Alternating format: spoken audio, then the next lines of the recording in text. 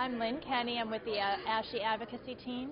And major advocacy issues right now include the anticipated adoption, obviously, of the 2012 Life Safety Code, which will actually bring a lot of really good provisions for facilities, and as well as there's a proposed rule that CMS has for adoption of emergency preparedness rule.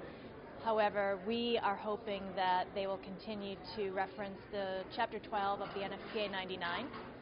And until we get to the point where those codes are adopted, as you know, many states are using categorical waivers. And so what ASHE has done is they have created a categorical waiver template to help make it easier for folks to apply for those categorical waivers. Other issues are just, in terms of advocacy, we need many voices.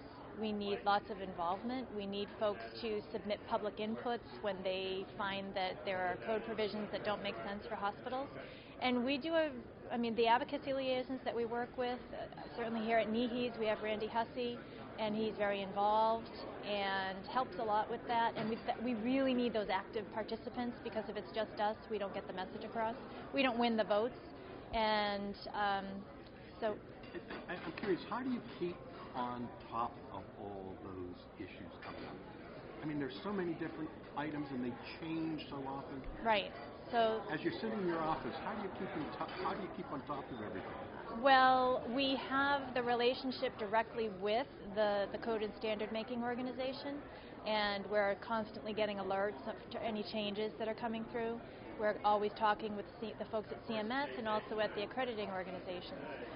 So that's one way. But the other, and perhaps more important way, is really talking with the members and making sure that they're reaching out to us to tell us the issues that they're coming across when they're getting their surveys.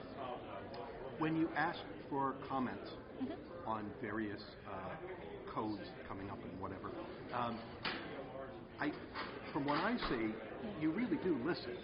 Oh, absolutely. I mean, that somebody in a hospital in Maine who says, how do you feel when you get a comment from, let's say, a rural hospital in Maine? To be perfectly honest with you, we get those phone calls, not all the time, but on a regular basis. And even just recently, I had a phone call from a gentleman in a hospital, and he was having some real issues with his HVAC system and the air exchange rate, and a vendor who was, working with him to make sure that he had the proper air exchange rate. It wasn't working out, and the AHJ was saying he had a problem, and we worked with him. We worked through the issue with him. So we live for that. We love helping members work through some of those really sticky issues. And so sometimes it's just working with one member to help them through an issue, but where we're able to make the bigger contribution is when we're able to make a code change that improves the lives of all of our members.